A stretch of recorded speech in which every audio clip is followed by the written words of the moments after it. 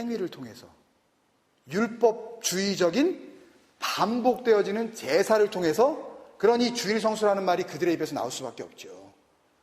머릿속에 든 게 그거밖에 없으니까. 그러니 이거를 홀리 키핑 메인테이닝 했느냐, 그런 식으로 주일이라는 말도 지어내고 성수라는 말도 지어내서 그들의 머릿속에서는 그런 거밖에 안 나오는 거예요. 머릿속에 그거밖에 안 들어있기 때문에. 마음속에 반복해야 자기는 어떻게 될 줄 알고 생명을 얻을 줄 알고. 그러니 그 생명을 붙잡고 있는 자들은 한 주만 빠져도 어떻게 돼요? 좀 사고가 나면 거봐. 지난주에 주일날 교회 안 나와서 그래. 애들이 조금만 말을 안 들으면 어떻게 돼요? 거봐. 헌금 제대로 내가 11조 띄워먹어서 그래. 내가 벗어날 수가 없다니까요. 이 거짓된 생명을 붙잡고 있으니까. 진짜 생명을 붙잡지 않고 생명을 죽이는 작업, 계속 그걸 하는 게 뭐예요? 율법주의적인 모든 그런 선택들. 나머지 간음, 탐욕. 탐욕이 뭐겠어요, 여러분? 탐욕. 터무니없는 요구죠. 구해라, 찾아라, 문을 두드려라. 아이테오, 제테오, 뭐예요 또 하나? 크루오. 이거 줄게 라고 준비해 놓은 거, 그거를 찾을 생각을 안 하고 그거 말고요, 이거 주세요 라고 하면서 썩어질 것들을 계속 달라 그러죠. 우리 애들 잘 되게 해주세요. 우리 남편 사업 대박나게 해주세요. 네? 여러분, 모든 기도를 제가 여러분 무시하려고 그러는 게 아니에요. 그런데 그런 기도만 드리고 그걸 기도라고 생각하는 자들이 문제라고요. 나 기도했어.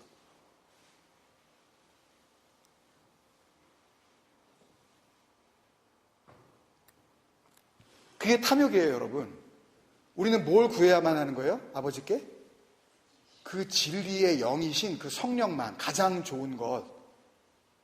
예? 그것만을 구하는, 그것이 그리스도인의 삶이고 예수가 내 안에 들어와 거하시는 삶인 것을 모르고 계속해서 헛된 것을 구하는 그 자체를 탐욕들 그러는 거예요. 너희들 다 탐욕들이야.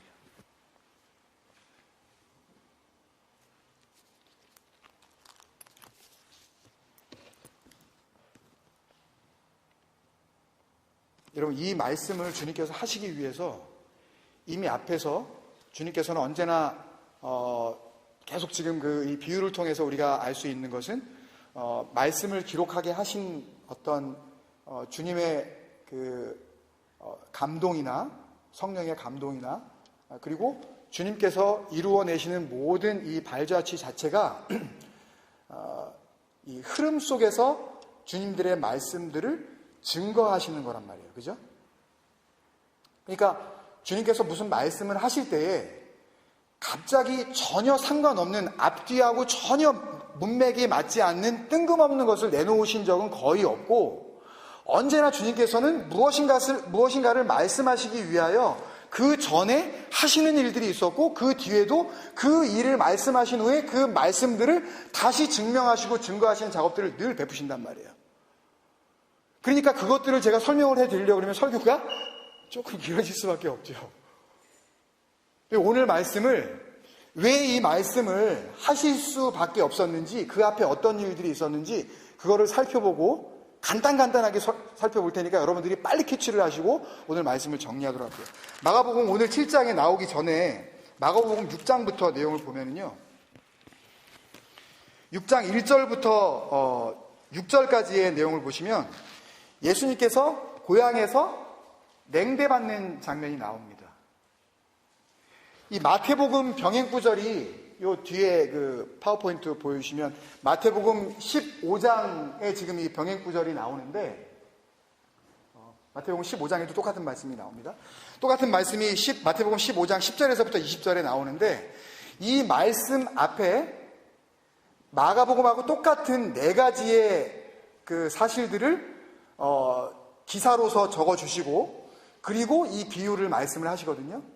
근데 마가복음에는 그렇게 안 나와 있지만 마태복음을 보면 이 네 가지 일들이 벌어지기 전에 우리가 잘 아는 마태복음 13장에 주님의 비유들이 막 쏟아져 나와요. 여러분 기억나시나요? 마태복음 13장에 무슨 이야기가 나오는지? 거기에 7개, 8가지의 천국 비유를 한꺼번에 막 하시면서 그래서 마태복음 13장을 우리가 뭐라고 부르기도 하냐 하면 비유장이라고도 불려요. 천국에 대한 우리가 아는 비유 거기 다 나와 있어요. 뭐 씨 뿌리는 비유 뭐 다 걸려요. 뭐 보화, 뭐 진주, 뭐 무슨 그물, 뭐 생선, 뭐 이거 새 것과 옛 것을 내어주는 거 다 기억나시죠? 너희들은 천국의 서기관들이다 막 그러시면서 하신 말씀 기억나시죠? 예. 기억 안 나면 난다고.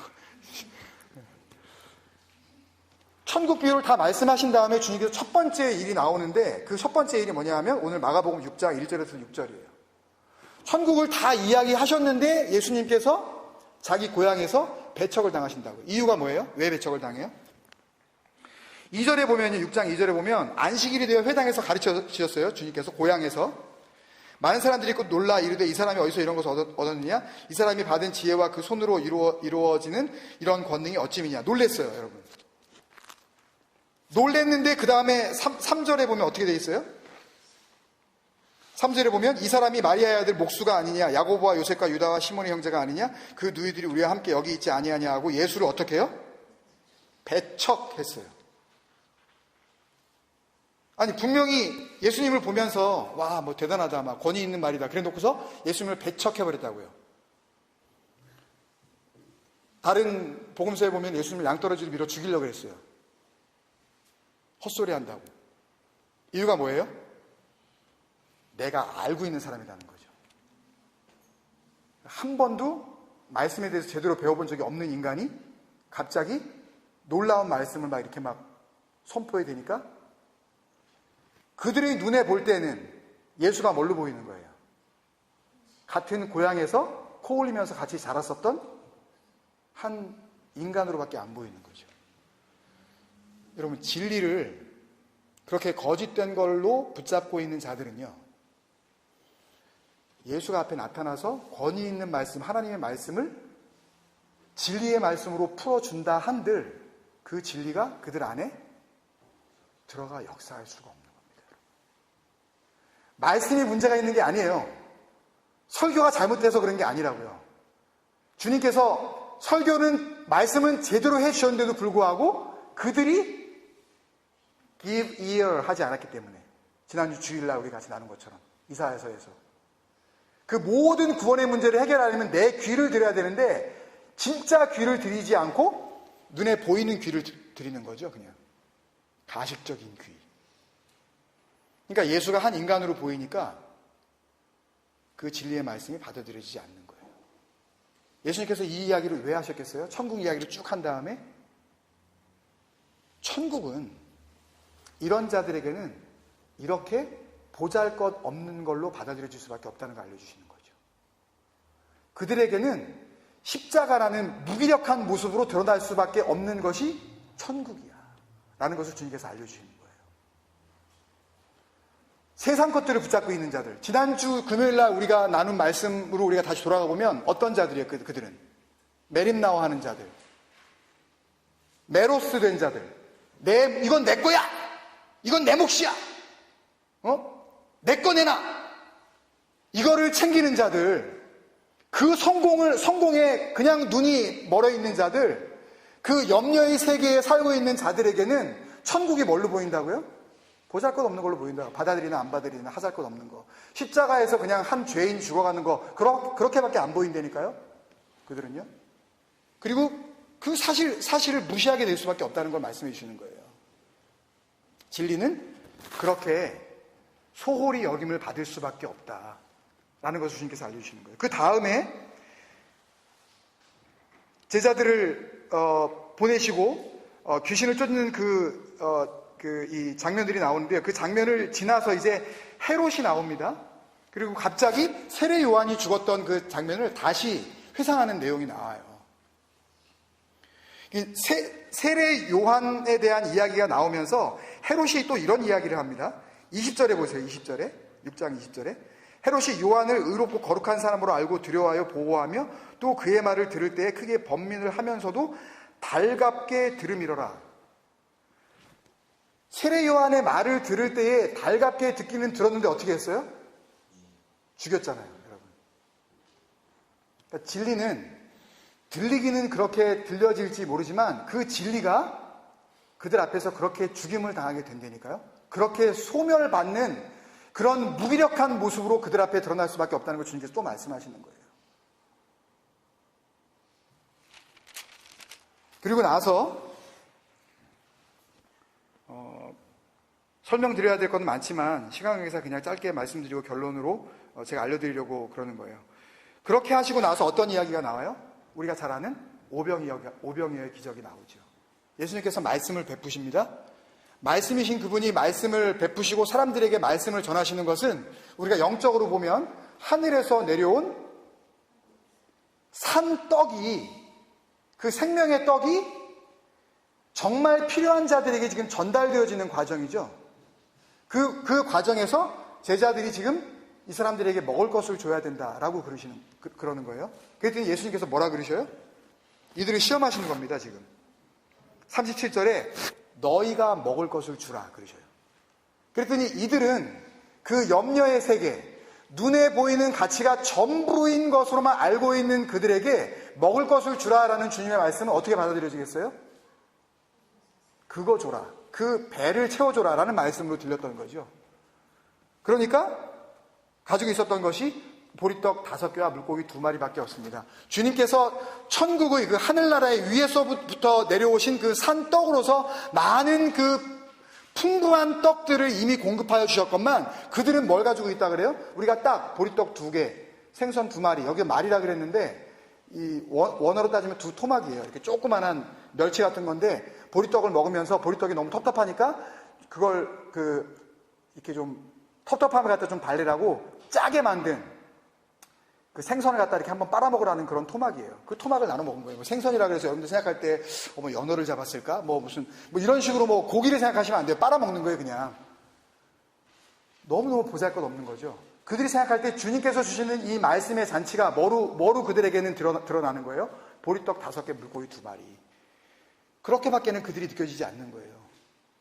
아무리 진리가 여러분에게 주어져도 여러분들이 그 메림나우의 세계를 살고 있는 이상 그 진리는 여러분에게 보리떡 5개, 물고기 2마리 그렇게 해가지고 간신히 여러분의 허기나 채우는 그 말씀으로밖에는, 그 양식으로밖에는 여러분에게 주어지지 않는다니까요. 그러니까 그거 먹고 난 다음에 어떻게 해요? 진정한 일용할 양식을 구하지 않고 내가 먹고 살아야 되겠다는 이 가짜 떡을 또 달라 그러는 거죠, 우리가. 그러니까 맨날 그 기도 또 하시는 거 아니에요? 그 떡 달라고. 그 떡을 먹으면 먹고 죽는 건데. 진짜 생명을 떡을 달라 그래야지, 기도할 때마다. 왜 이 떡 가지고 여러분들이 연연하시냐고요? 왜 이 떡 때문에 근심 걱정을 하시냐고요? 왜 이것 때문에 염려를 하시냐고요? 본인 스스로가 하나님 앞에서 나 이런 인간이에요. 나를 고백하는 것밖에 안 돼. 진리 안에 사신다며요. 그리스도가 내 안에 계시다며요. 내가 그리스도와 함께 십자가에 죽으셨다며요.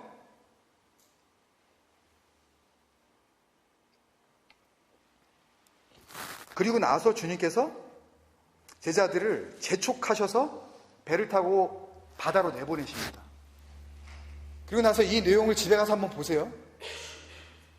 복음서 역사상 처음이자 마지막으로 주님께서 제자들 뒤에 계셨던 때가 바로 이때예요. 주님께서는 지금 이 갈릴리 지방에서 서쪽에 있는 게네사렛에서, 그러니까 지금 게네사렛 쪽에서 베세다 쪽으로 건너가게 하셔요. 그러니까 위치로 따지면 동쪽에서 서쪽으로 지금 건너가게 하시는 거라고요. 여러분, 이스라엘 백성들이 광야로 들어서서 뭐가 인도를 하기 시작하죠? 낮에는 구름기둥, 저녁에는 불기둥이 인도하기 시작하는데 그 구름기둥과 불기둥이 딱 한 번 광야에서 이스라엘 백성 뒤로 간 적이 있어요. 언제죠? 출애굽기 14장을 보시면 나중에 집에 가서 보세요. 어디 있나 한번 찾아보세요. 그것을 기록하면서 출애굽기서 기자가 그 하나님의 사자, 곧 불기둥이 이스라엘 백성 뒤로 갔다 그랬어요. 그리고 이스라엘 백성들은 그 바다를 건너는 겁니다, 여러분. 자기의 능력으로, 하나님의 능력으로. 그 하나님의 사자라고 되어 있는 그 히브리어는요, 하나님이 보내신 자, 그러니까 하나님이 보내신 하나님이란 그런 뜻이거든요. 누구겠어요? 태초에 말씀이 계시니라 말씀이 하나님과 함께 계셨으니 이 말씀이 곧 하나님이시라. 말씀이 육신이 되어 우리 가운데 거하시니 우리가 아버지의 독생자의 영광에 은혜와 지혜가 충만하도다. 그 말씀이 곧 누구예요? 모노게네스, 하나만 가지고 온 자. 여호와의 사자로서 이스라엘 백성들 뒤에 한 번 처음이자 마지막으로 그렇게 섰었던 그 바로 불기둥은 예수 그리스도시라고요. 지금 이 장면을 통해서 주님께서는 바로 그 홍해를 건너게 하시는 그 구원의 역사를 이루신 아버지의 그 뜻을 제자들을 통하여 다시 한번 재현하고 계시는 거예요. 여러분 놀랍지 않으세요? 그래서 밤 사경까지 말씀을 보면은 새벽 1시부터 3시까지거든요. 이때까지 주님께서 이들이 뭐하고 있나 산 위에서 그들을 바라보셨어요. 그랬더니 바다에서 잔뼈가 굵었었던 이 바다 사람들, 이 뱃사람들, 이 물고기 잡는 데에 도가 텄었던 정말 이 어부들, 이들이 바다 한가운데서 어떻게 해요? 이 광풍에 시달리면서 쩔쩔매고 한 걸음도 못 나가고 있었던 거예요. 바다 가운데 들어섰을 때 그 길이 열리고 구원의 길로, 그래서 건너가서 약속의 땅으로 들어가야 할 그 길을 가야 하는 이스라엘 백성들, 그들 앞에 하나님께서 그 바다를 갈라주지 않으면 한 걸음도 나아갈 수 없었던 그들처럼 이 제자들도 그 바다 가운데 자기들이 잔뼈 알고 거기서 자라나고 거기서 컸지만 그 바다 가운데 한 걸음도 나아갈 수가 없었다니까요. 그러니까 주님께서 어떻게 하셔요? 물 위로 걸어버리시잖아요. 물을 갈라버리신 거죠. 이스라엘 백성들이 그 홍해를 뭐처럼 건넜다 그랬어요? 마른 땅처럼 건넜다. 예수님께서 물 위를 어떻게 지금 걸으시는 거예요? 마른 땅처럼 걷고 계신 거 아니에요? 너희들은 할 수 없어. 예수님께서 나타나셔서 내가 도와줄게. 바다 건너자. 나 이런 사람이야. 나 물 위를 걷는 사람이야. 이거 보여주시려고 그랬겠어요? 아니에요. 이거 다 뭐 알려주시려고 그런 거예요? 너희들에게는 아무것도 구원을 위하여 할 수 있는 근거가 없어. 너희들이 잘 안다고 하는 이 바다에서조차 하나님의 정말 진정한 능력이 나타나지 않는 이상 이 바다도 하나 제대로 건너갈 수 없는 너희들이야. 그러니 너희 속에 있는 그 모든 것들, 그 악한 생각, 너희가 가지고 있는 그 생각들, 네 속에 있는 것들은 전부 더러운 것인데 어떻게 너희들이 열심히 손을 씻고 밥을 먹는다 한들, 그 정결 의식을 지키고 그 유전을 잘 지킨다 한들 그거를 지켜서 어떻게 구원을 받을 수 있겠니? 주님께서 이 말씀을 던지시는 거라니까요. 아시겠어요, 여러분? 그러니 주님께서 빌립보서 2장 5절에서 뭐라 그러셔요? 너희 안에 이 마음을 품으라 그러죠. 곧 그리스도 예수의 마음이니. 이 길밖에 없다니까요, 여러분.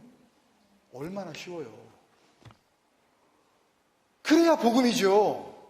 근데 왜 이걸 자꾸만 왜 어렵게 뭘 하려고 그러시냐고요. 왜?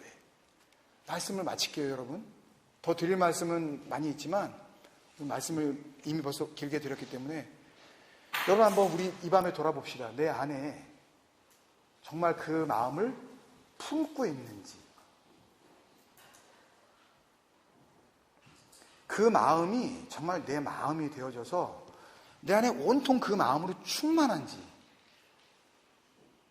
아니면 도대체 여러분의 마음 가운데 도대체 무슨 마음이 들어가 있는지 나도 모르겠고 엄마도 모르고 아빠도 모르고 내 아내도 모르고 내 남편도 모르는 그 엉뚱한 것이 내 안에 들어가 있는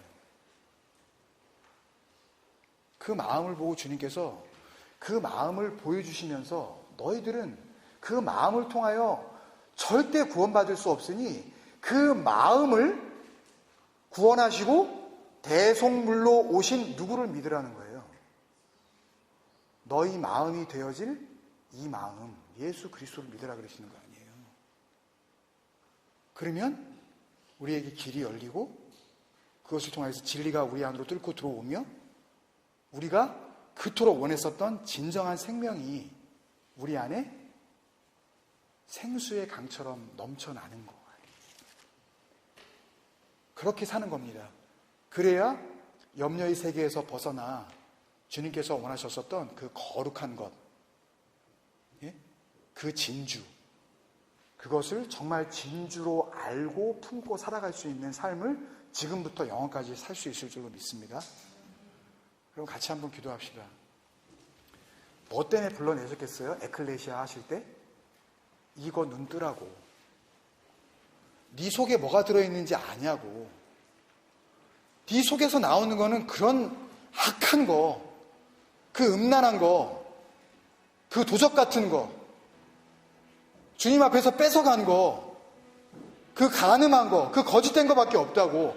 그거를 내가 인정하지 않는 이상 구원은 없어요, 여러분.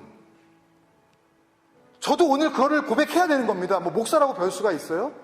제 속은 뭐 다른 속인가요? 아니에요. 제 속에서 나오는 것이 주님 앞에서 악한 생각뿐이라는 것을 주님께서 알려주실 때 맞습니다, 주님. 그리고 나의 눈이 열려짐을 통하여 주님 앞에서 할 수 없는, 도저히 가능성이 없는 내 안에 주님께서 역사하여 주옵소서. 그래서 주님 안에 거할 때에 모든 것이 이루어질 줄 믿습니다. 정말 그 마음 하나 이 밤에 품자고요. 그것으로 우리가 다시 살아날 줄로 믿습니다. 그렇게 회복시켜 주실 것을 우리가 소망하면서 같이 여러분들 각자 가지고 계시는 여러분의 마음을 돌아보시며 주님 앞에 함께 기도하며 나아가겠습니다.